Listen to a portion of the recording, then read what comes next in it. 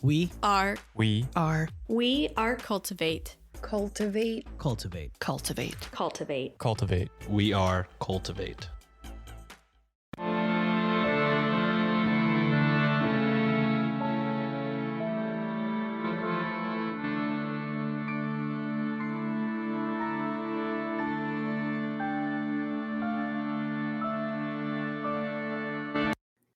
Hello and welcome to a special mini-sode of Ye Olde Crime, the show where Maddie and I discuss the funny, strange, and obscure crimes of yesteryear every Wednesday.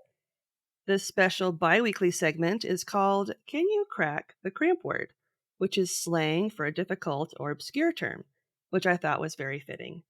And joining me today is Jim from the Film Rage podcast. And before we begin, I'd like to give him the opportunity to tell us a little more about himself and his show before we get started. Whoa, that's loaded. So I'll start with telling you about the show first. How's that? Because Sure.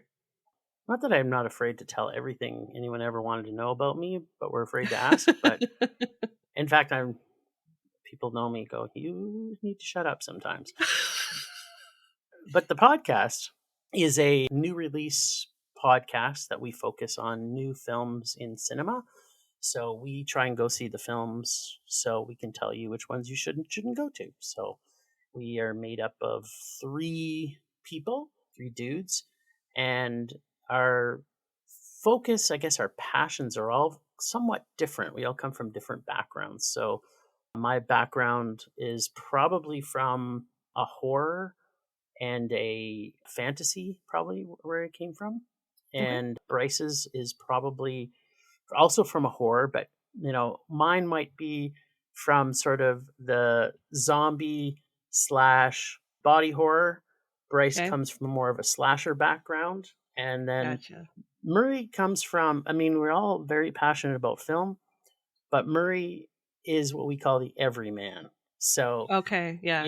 He loves blockbusters and he loves pageantry and he loves to go to the Oscar parties, and Bryce and I are completely against every award show that's ever existed because they're all bunk in our opinion. But yeah, ultimately we have, I guess, a somewhat of an eclectic taste. We're also involved with a few film festivals that we get invited to attend, and so you don't normally hear us raving on about the newest blockbuster because normally we just think they're canned films.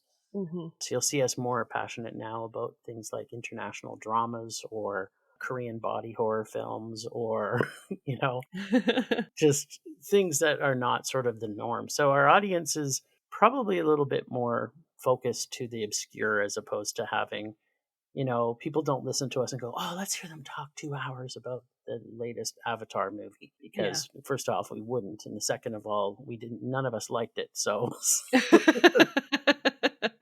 So that's, I guess, a little bit about the podcast. For as far as me, what do you want me to say? Where do you want me to go? Want me to start? Well, I was born in Toronto, Ontario, Canada. I won't say what year, but I'm a lot older than I sound. Should I put it that way? People usually can't guess my age. So I'm going to put you on the spot. How old do you think I am? From looking at me and hearing me. And you can be as honest as you want. It's okay. I'm never offended. Well, you had told me how old your oldest is, so I'm using that as a gauge. Oh, that's a bit So of you a cheated. cheat. So I'm cheating. Okay, pretend you didn't know that, though. Okay, before I met you, and before we started having a conversation, I would have actually put you into like mid-30s. Okay, there you go. That's because of my immaturity. Absolutely. Well, thank you. I mean, men age much slower than women do based off their maturity. So, exactly. Because listeners, he's actually 120, but yeah, exactly. I'm 120, effective July. Yeah, so I grew up in Toronto, and then my family moved west. Young people, we moved west. Yeah, no, we moved west from Toronto, which is in the east, to a town and a city. I guess it's a city. Winnipeg, Manitoba. So these may be places that your listeners may not know unless they're Canadian. Although a lot of people know about Winnipeg because they call it Winterpeg because it's pretty motherfucking cold there. And then I've now lived in Calgary for quite a few years. So Calgary, Alberta is my home. We have the mountains and the best weather, in my opinion, on the planet, although it is dry as a desert here. So people who come here to visit have to basically bring a second suitcase of body lotion because as soon as they step off the plane, they turn into prunes. Oh, yeah. Yeah, and I'm American, so my geography is amazing. So, Alberta, I'm trying to remember where that province is in regards to the States. So, are you above like Montana? That is a very excellent guess for someone who knows nothing about geography. We actually kind of go on either side of Montana and Idaho. So, because Okay. there's All that right. little sliver of Idaho that touches Yep. Canada. Yeah, so we're there. Yeah, right near the mountains that Okay. go down. Waterton Park there is a shared park between Canada and the US. So Okay. that's exactly where we are. So Yes. yeah, look at you. Look at Thought you me. didn't know anything about geography. But you know what? I got to say that I'm impressed because even the people in Montana, we go down there and they're like, where are you all from? We're like, we're from Canada, like from Alberta. Where's Alberta? We're literally right above you. Can you just look, like literally look up, and that's us. If you look north, that's us. Yeah. Yep. And maybe they're just pulling our legs. Like maybe they're just going, okay, let's fuck with these Canadians when we go down to the States to buy cheap booze and gas, but There not you go. eggs. From what I understand, eggs right now are too expensive to go down there. Oh, yeah. Yeah, you're like, oh yeah, I know that story. So Yeah. we'll go down there and it'd be like, do you guys actually? This is my greatest Montana accent, by the way. Whether it's accurate or not, I don't know. I kind of use that for a lot of American states that really don't have an accent. But it's like, you guys still use snowmobiles and you live in igloos? And I'll be like, yeah. Do you live in an igloo? I'm literally 300 kilometers away from you. 300 kilometers? That sounds like a no. It's not. It's not very far. We're terrible people in Canada. People think, oh, Canadians are so nice. No, we are the most sarcastic people that walk the planet. Like we really walk around with this giant chip. Like we're better than everybody else because we use kilometers and in the metric system. I think that's the only reason. And we play hockey and drink beer. But other than that, we have and got you use loonies and toonies, and you have poutine. So that's right. Well, poutine is I think it's our national dish, right? Like I mean, even vegans can eat poutine because they have vegan cheese and vegan gravy. So it's like it's a food for all people. Fun fact, if you get off the airport in Toronto, they just hand you a thing of poutine and a little cask of maple syrup when you get off the plane. Yes, and a Tim Hortons. Don't forget that. Yes. Which is also you got to get a double-double. You are practically fluent in Canada. Is that in Canadian? Maybe Canadian? I'm basically dual citizenship at this point. You know what? I'm kind of becoming more. I already loved your podcast before coming on this, but now I'm just like, holy nut bar! This is the most exciting day I've ever had being a podcast guest. Because and how do you pronounce a boot? Because apparently in Canada we say a boot. I'm a boot to talk about cramping the Cramp-Word. Yeah, I say about, but it has a little bit of that out. Okay. Out. Is that your that's the Minnesota. I was gonna say, is that your what do you guys you guys have so many different names for your areas. Is that northwest? Are you a nor'easter, a nor'wester, a north centro, or whatever they're central northy or north central? So we're Midwest, but we're like northern Midwest. We're basically Canada. I think we're like Canada light. Yeah. Well, when I lived in Winnipeg, Minneapolis was like the big city closest to us. So you can imagine how exciting it was going from Winnipeg, a population of probably around 650,000, to the dual city of like 2 million. Like that was, holy cow, we're going for an 8-hour drive. I don't even know how many kilometers that is, but that's 8 hours is what it used to take us. Yeah, I'm not that far from the Twin Cities, But... Okay. You like in a small town? North, south, east, west? Northwest of the cities. So it's a smaller city. It's not really a suburb. It's like a smaller city, but climbing to Wisconsin. A little bit. Yeah. We're actually not that far from Wisconsin. We're like Okay. a 20-minute drive from Wisconsin. The cheese and the water slides. Like, I always think of Wisconsin. Yeah, Wisconsin's all like water slides, serial killers, and cheese. That's Yes, right? It's the best state. and spotted cow alcohol. Do they have spotted dick too? Because I hear that's a thing. I don't know what it is, but I've heard it said. I don't know. I think it's I don't know. I think it's like a cooking thing. Sounds like something you need a cream for, but That's I agree. Well, you probably do actually, because if it's food, you might want to put cream on it as well. So you might need to put win-win. something on it. Yeah, winner, spotted dick dinner. There you Don't choke on it. go. That's what she said. That's also what. So it sounds like you fit in everywhere. It doesn't matter where you go. Like, you can eat cheese with the best of them. You can practically speak Canadian. And, Minneapolis and the state of Minnesota is a fantastic state. It's in my top 5 favorite states. Where does Iowa fall on your list? Yeah, there you go. So I was like, okay, now I'm leading this to you to say, okay, what I would say Iowa. I've been to Iowa actually, which is surprising. That's where we're originally from. It's pretty boring there. But So you went from actually, what's Minneapolis other than Prince? Like, what is, like, when people say, "Oh, I'm from Minneapolis or Minnesota"? Oh, you mean the home of Prince? Like in Iowa, they go the corn, right? They're the corn people. Yep. Corn and life insurance, yes. right? And endless road construction. Yeah. Yes, and well, that goes without saying. If you've got insurance, they want more roads so they can sue more people, right? Exactly. Minnesota is Prince and hockey. We're like the North State of hockey. The state of hockey. That's what we're known as. Nice. Again, Canada Light. And I'm on board. 10,000 lakes. 10,000 lakes. 10,000 lakes. See, those are pretty cool things. Yeah, I went to a place in Iowa. I don't know if you've ever been there, called Zombie Burger. Mm-mm. It was one of the funnest places I've ever been in the country of the United States, because to look that up. It was very zombie themed, A, and B, when you're there eating, it's like a bar, and they play horror movies while you're there. So it's like, this is the like, there's so many cool things like that in the States, even in like a small city, right? Because I think what is the biggest city in Iowa is probably 200,000 maybe. Yeah, how many is that, do you think? I don't know. Probably not that big. So yeah, to have something like a zombie burger in a small city like that, just go like, you know what? What was your guess? Was your guess 200,000? I said, yeah, probably 200,000 maybe. It's 212. You were so close. Holy shit! I'm like, okay. Ask me what you're thinking right now. Ask me what number you're thinking about. We gotta test this. What if I have skills I don't know? What number am I thinking about? Is it 74? No. It's 3.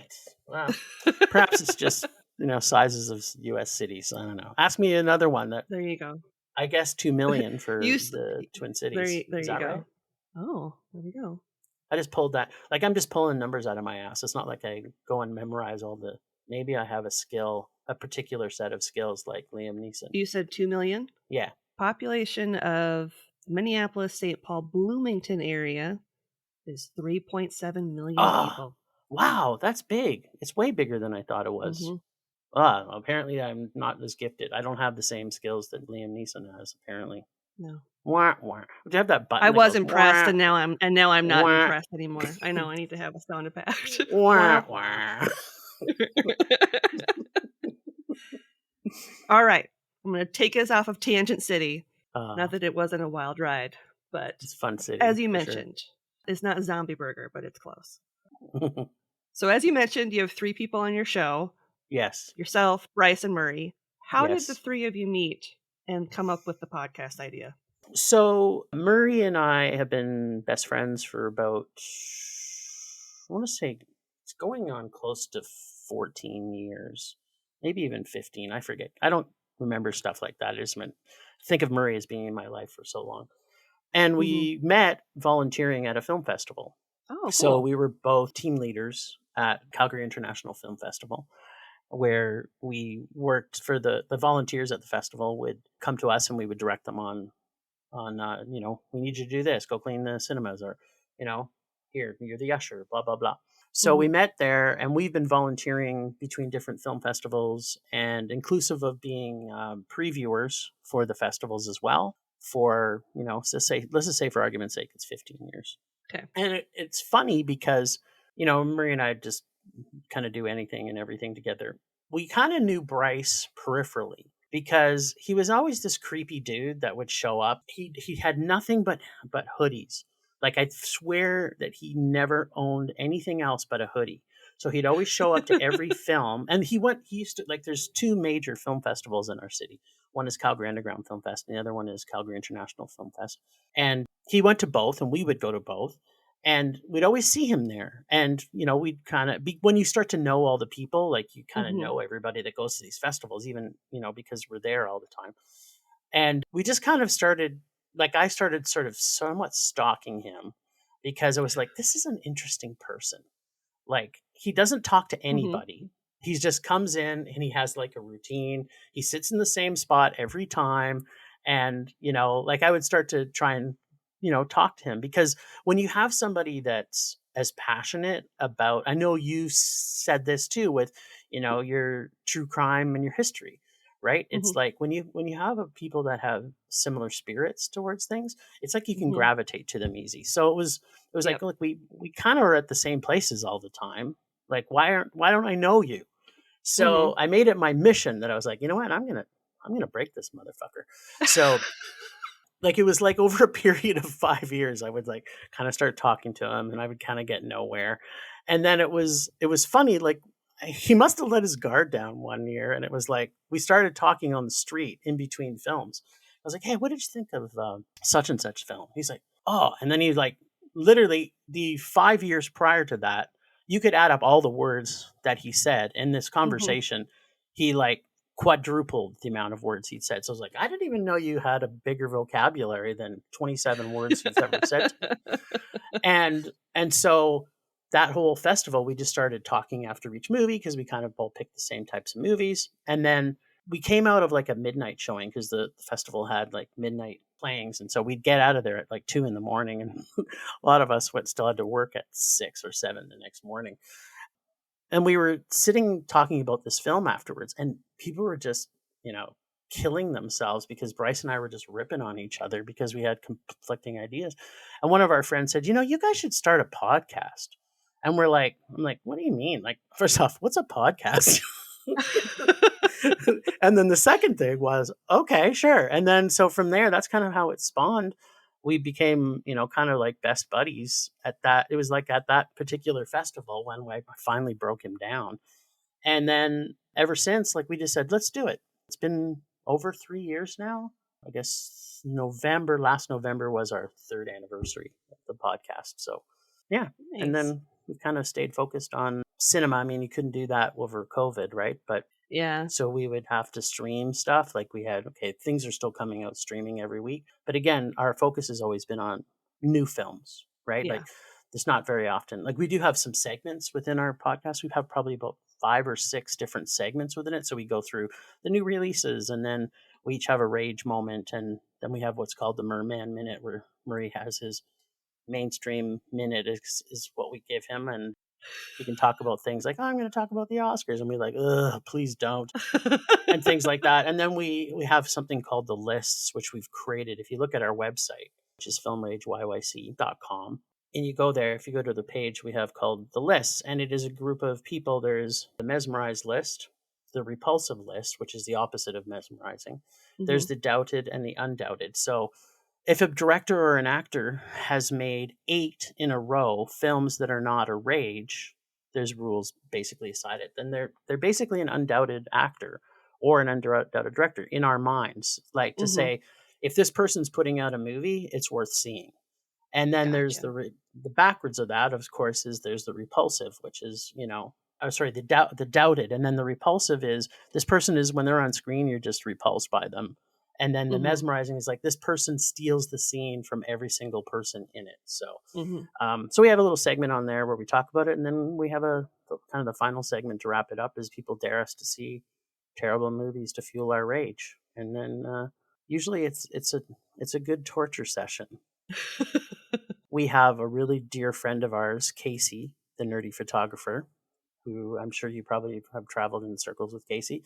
He is the voice of Rage or Dare for us now, and he does our introductions for that. And he is the most talented person on the planet. So although he's not a full member of Film Rage, we call him the God of Rage because he knows how to pick movies that will punish us. And we're on this journey because we were on another podcast back in the summertime where we were forced to see High School Musical 2.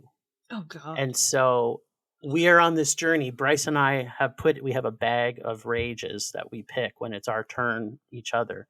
And we're calling it Death by High School Musical 3 because part of the rules is it has to have played in cinemas. And so High School Musical 3 did actually play in cinemas. So we're on this challenge right now where the only things we can pick is from each other's terrible bag that we've created, as opposed to, and then if somebody pays us to see a movie, we'll see it, which kind of interrupts the flow. And then we go right back to seeing, our bag is getting empty. Neither one of us have pulled this yet. So when we finally pull it, it's going to be like, oh my God. We're afraid. We're very, very afraid. Oh my God. That's amazing. See, I told you I can talk too much. This is perfect. That's actually a really good segue to my next question, which is you have a unique rating system for the films that you watch. Yes. Once you know what it is, it's very self-explanatory.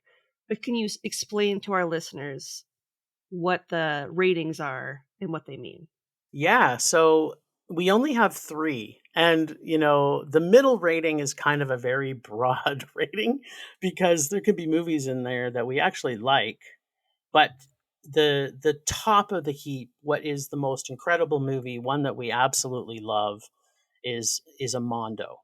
So if it's rated Mondo, it means that we absolutely loved it. And of course, each one of us rate each film. So if you go on our website, you can see every movie that we've rated in our review section, and it has each one of our ratings on it. And part of the fun is that, we usually like to have where, Bryce will give a Rage and I'll give it a Mondo or vice versa, because then we get to fight, which we love to do. And Murray just kind of stands there. It's like that middle child syndrome where he's like, I don't want to see mom and dad fighting. Yep. Why are they fighting? Why are they fighting? Why do they hate me? What did I do? So Mondo being the absolute best. And then Meh, which is, probably 2 days later, we've already forgot the movie because it wasn't worth listening to. Although, we kind of have this thing where we'll go, it's a high Meh, meaning that, it's a little better than just, I've forgotten a little bit about it, but it wasn't good enough to say, look, we love this movie. Yeah. And then, of course, the last one is a Rage. And, and sometimes Bryce has the stupidest ones that he throws out as a Rage. I love to throw him under the bus as much as possible. But, where he'll be like, you know what? The whole movie was like, we'll watch a movie and it'd be like the last 5 minutes, he didn't like the ending. And he was completely enjoying the movie. He's like, yeah, but the ending was terrible, so it's a Rage. I'm like, what are you talking about? You watched 95% of the movie and you loved it, and because the last 5 minutes, yep, because it's didn't bookend properly, I'm giving it a Rage. I'm like, ugh, we'll slap you. But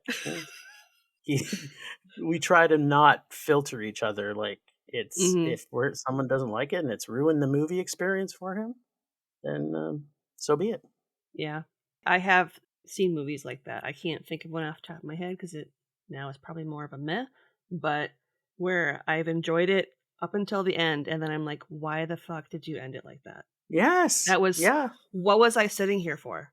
What did I just dedicate an hour and a half of my life to if you were going to do that? You're going to pull the rug out from under me and make it a terrible ending. Yeah. Why don't you just make it a dream sequence? Yeah. Pull a Dallas. Yeah. Like it's or just... my favorite is a memory flashback montage. There you go. Yeah. And I guess in all fairness, we have a segment there. We do interview directors, which we call verbal masturbation. And it's just Bryce and I with the director, because Murray doesn't really want to be involved with that side of it. And we kind of only like to choose directors where we actually either at least liked their movie a lot or love them, because it's really not fair if we bring them on and we do really like their movie, so we can't, gush and say, look, we loved your movie. Yeah. Because I know it's not really that fair, but we really are like in our intro is like directors and actors beware as you cannot hide from the rage. And it's like if you're going to put something out there, like we have a lot of friends, like Murray actually still works in the film industry. I've been in extras in movies, mostly Bollywood films actually, but Nice. yeah, it's been fun. And we have a lot of friends in the film industry just because of who we associate with. And a lot of our friends go, you really shouldn't be so mean to the directors. And I'm like, why? They're getting paid to entertain us. And Yep. if you can't, same as a song, right? Like if you're putting a song out there, I know it's not easy because I am also a musician to be able to produce what you want. But you have to understand if you play something someone doesn't like, they're going to tell you. And so Hmm.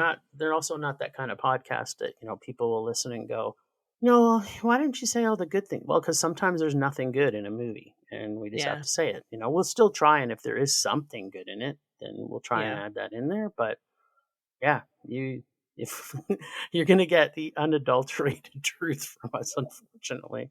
Yeah.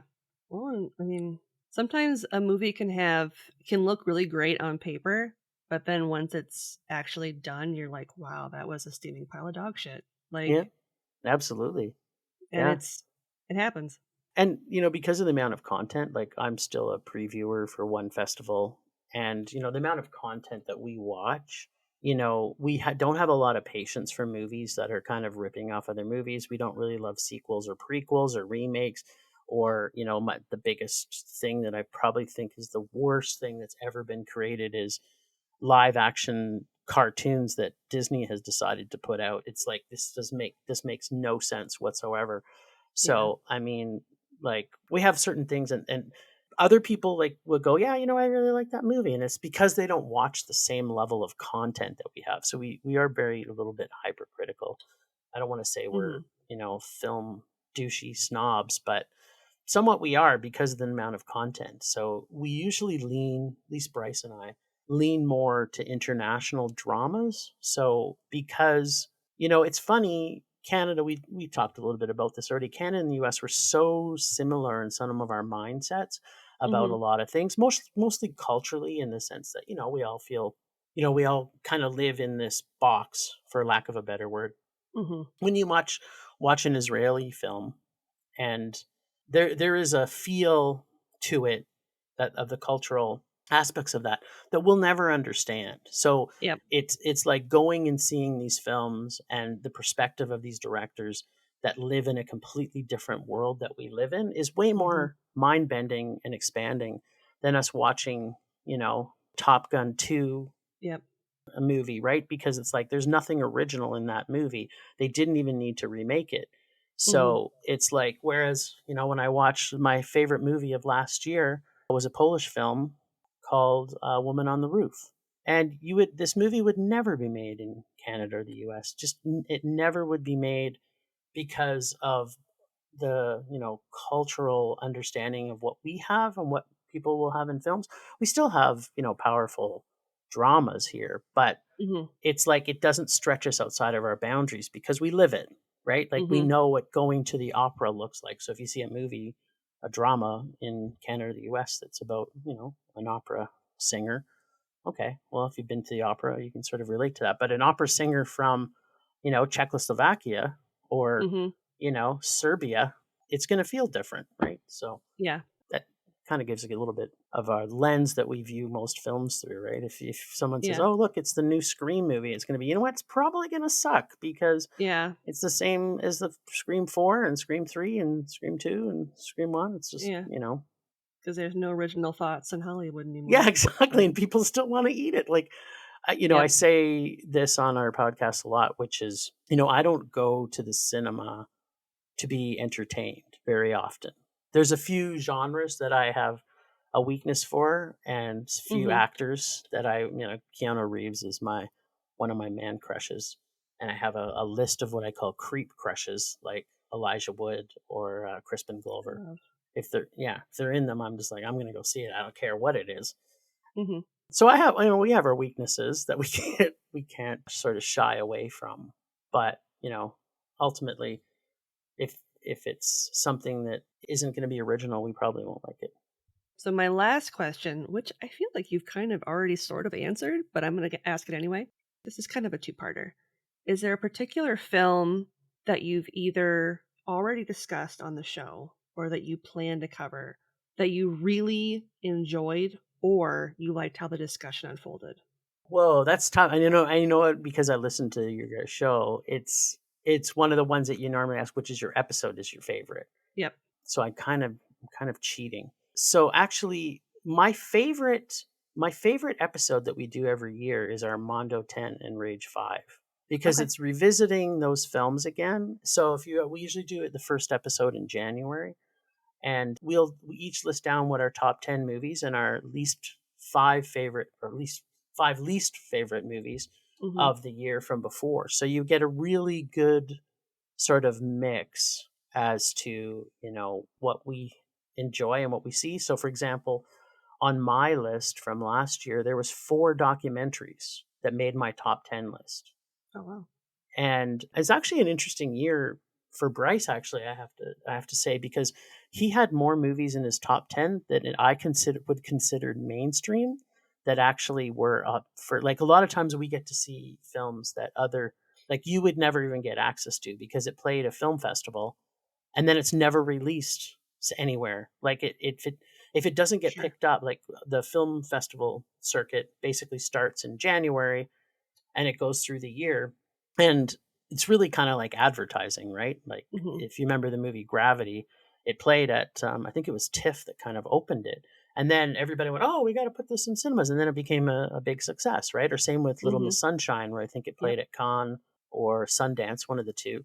And then same thing. It got into the circuit and it became the darling of the festival circuit. And then it got played. So sometimes you'll see, like, on my top 10, I think there was maybe only 2 that people could have even have seen. So, if people want to say, okay, I'm going to make it a goal to see Jim's top 10, you may have to look pretty hard for it. And some of them are not even released yet, right? Like, they came out in the festival circuit. We might have saw it in, like, there's 3 major festivals we cover on the podcast, and one of them is in November of last year. So they've still now coming out of the festival circuit. So I would say take a look at our top 10 listing, Okay. and it's posted on our Instagram page. So it's like pasted to our thing. These are our each one of us. We have Hmm. our picture and which ones were our top 10 and least 5. And I thought it was funny because usually in Murray's top 10 are usually a few of mine and Bryce's Rage 5. I was going to say, yeah, that's Because of his funny. love of mainstream. So it's kind of funny. And it was even on this last year's episode, Bryce said, you know what, I got to be pretty happy. There was only one of Murray's, I think, that was on his rage pile. So it's kind of funny. Yeah. It's a passionate episode, I find, every year, just because, our love of film is so great. And then of course our passion for hatred towards film is also so great. Yep. So this isn't a planned question, but I'm just curious.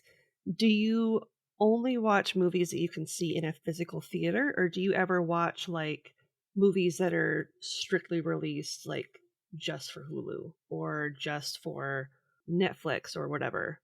That's actually a really good question. So, the evolution of our podcast, like when we first started, it was seeing as much content as we could and getting as much content out there. So, we would basically see everything that came out in cinemas.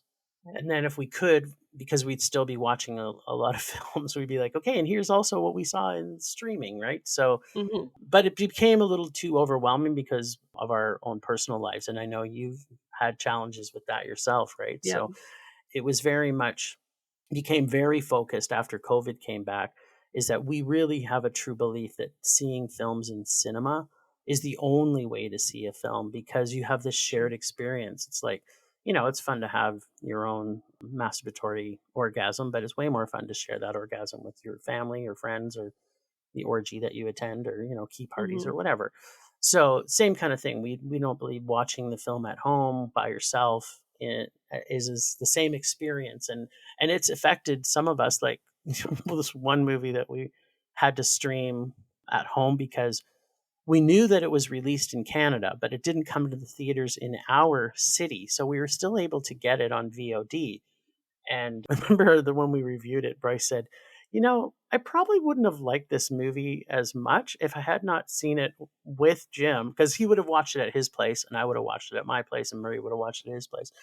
He said it was way more fun looking at how excited I was. Like I helped to change his perception of the film because of the amount of joy I was having. I mean, it was a Sure. stupid movie. And, sometimes I just can't get over the fact that I love some things that are stupid. Mhm. So, it can have effect, right? Like when you go to a movie and, sometimes the emotions that, you play the minor chord music over a sad moment and you start crying. And then of course you're with somebody and then they go, oh, you're making me cry. Right. Yep. Like that shared experience you can't repeat at home. So, ultimately the focus of the podcast has gone towards, we try and see as much as we can in cinemas. Of course, we can't obviously see everything. So we have to be very critical. Like this coming week, we're going to be seeing 3. And Bryce sent me a message. He says, there's 5 movies coming out next weekend. So trying to find the time to see 5 movies in cinemas with our own personal lives is sometimes tough. Yeah. So it's going to be a tough choice. Like for example, Murray said, I refuse to watch 80 for Brady because he's a very anti-Brady fan.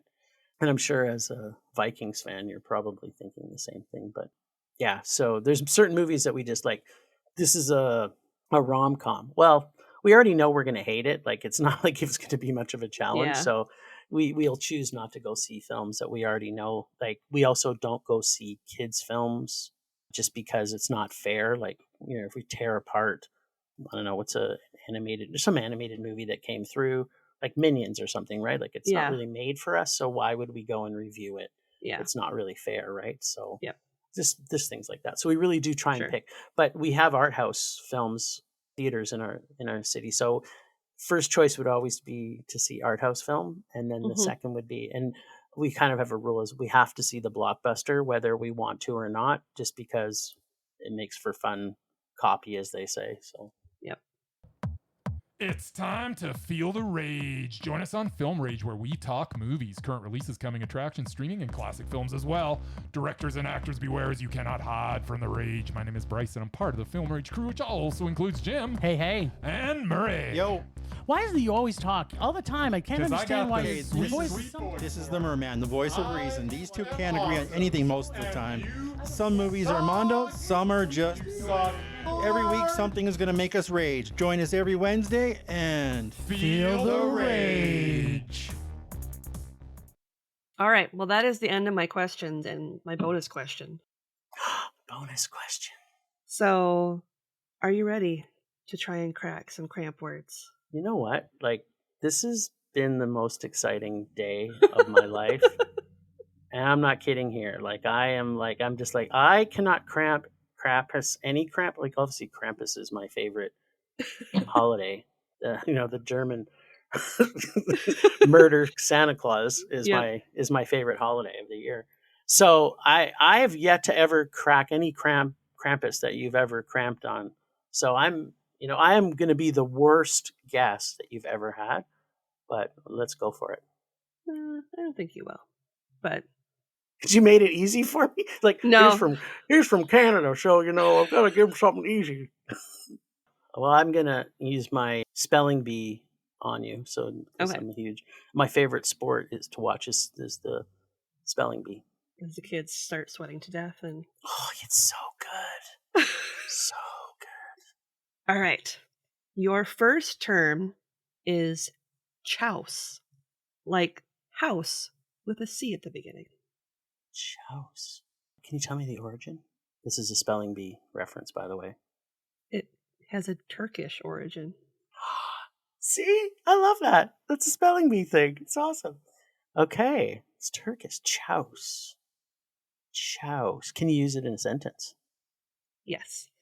After winning the participation awards and going to the pizza place afterwards, they had to make sure that no one choused anybody out of their portion.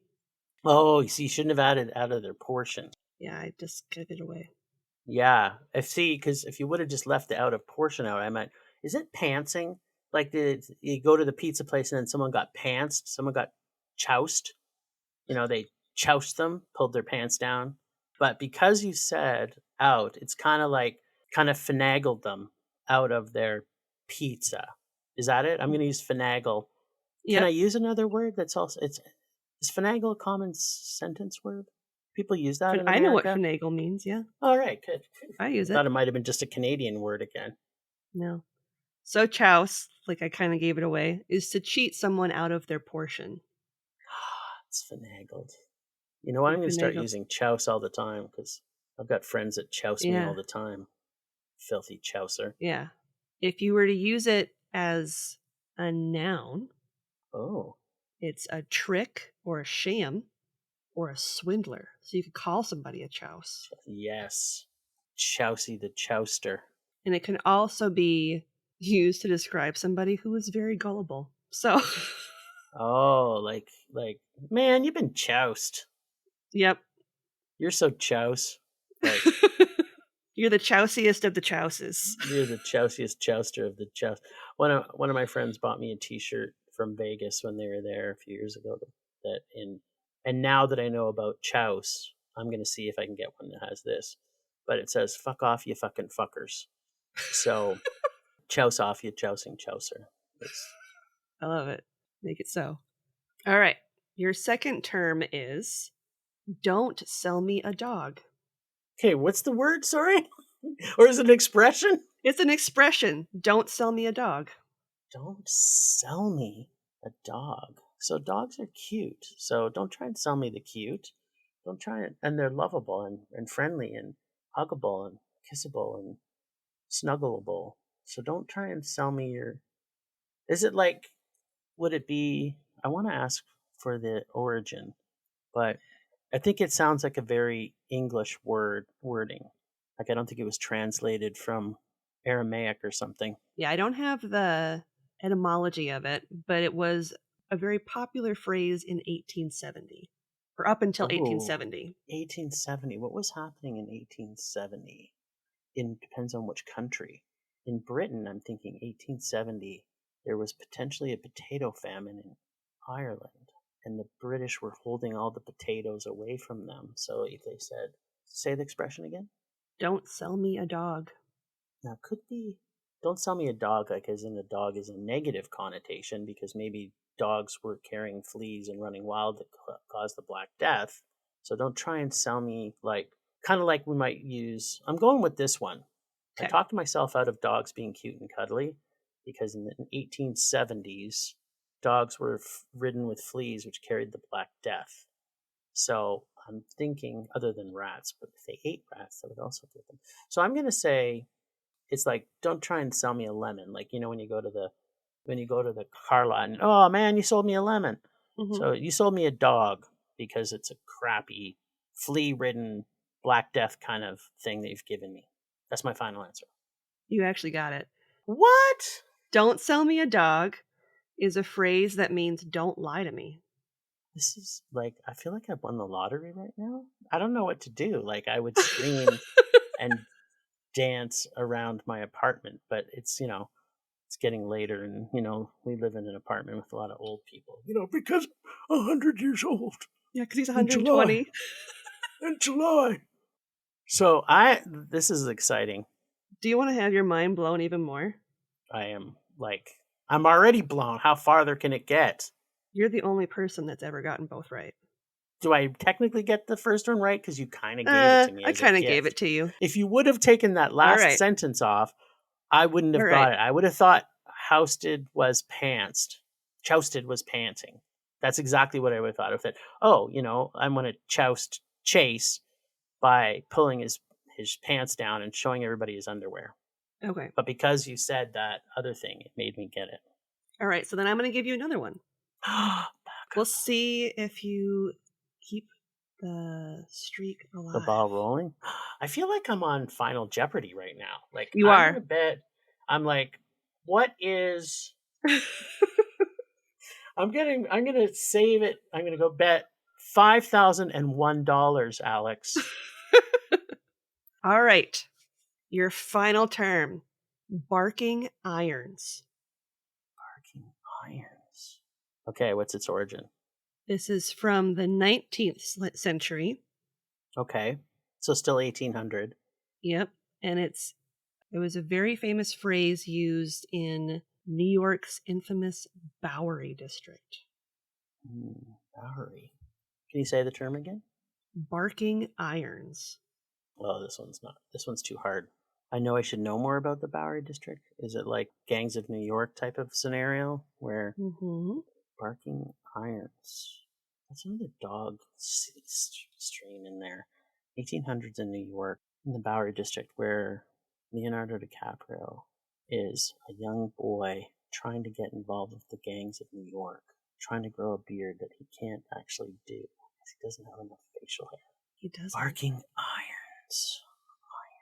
And is it irons on? Is it to do with ships? Because New York is a port. This is tough. I'm not going to get this. I'm just going to guess. I'm going to say, and maybe it has to do with prison, but maybe not. I'm trying to see if you can give anything away from your face, but you're like stone cold. Like, I mean, you were like stoic. You're on the right track, like with the gangs in New York thing and stuff like. Yeah.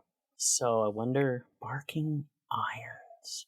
So are irons related to irons? What would be another thing that people would use for irons? Certainly not the underground fight clubs that I would think. Irons could, what else would they use irons? Like irons could be like where they lock them up in irons. It seems kind of 1800s-ish. There's so much pressure on me because I got 2 right. Well, 1.5 right. I don't want to get it wrong. Barking irons. You know what? I'm just going to say that I know it's wrong, and I know it's because it has something to do with the gangs. I'm just going to say, you know, those shackles that you have, and this is not it, I'm sure, but, you know, the shackles have caused you to have burning on your arms. It's like you've got a welt. I don't know. That's what I'm going to say. All right. So barking irons is a 19th century slang term for pistols. No, because that's it. That makes sense because it's an iron gun and the barking is like the pow pow. Oh, man. Wah, wah. But you did get one right without any assistance from me. I feel pretty proud of this. This is like, and when I get my chouse off you, chousing chouser, I might say on the back that says, I'm a winner, baby. You cracked a Cramp-Word. This is the greatest moment of my life. I don't need the lottery. I've got this moment. Well, on that note, I would like to thank Jim for joining me today for Can You Crack the Cramp-Word? And before we go, can you tell our listeners where they can find you on social and when new episodes of your show come out?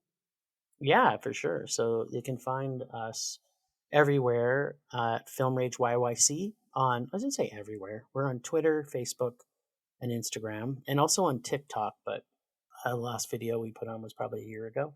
And then the place that I kind of want everybody to find us, because I'm pretty proud of our website, is filmrageyyc.com, or you can email us at filmragecalgary@gmail.com to, you know, ask us questions or, you know, be rude or nice to us, whichever one you can. And then we also have something on Buy Me a Coffee where you can dare us to see a terrible movie and we will watch it if it played in a movie theater anywhere in the world and we can find it. So we have had people that have tried to dare us to watch. I'm sorry, that never played in cinemas anywhere, so we can't watch it. So, yeah. And our episodes come out every Wednesday, usually late, because Bryce is a lazy ass and doesn't do it when he's supposed to. Again, another throwing Bryce under the bus scenario. Sometimes I'm like editing at the last second and I'm just like, I can get this done. So I can't. I'm waking up tomorrow and doing it. I feel that. Well, thank you again. It was so nice having you on. It was so nice talking to you. And on that note, as always, I'm Lindsay, and I'll see you next time with another tale as old as crime. # Year of Lindsay.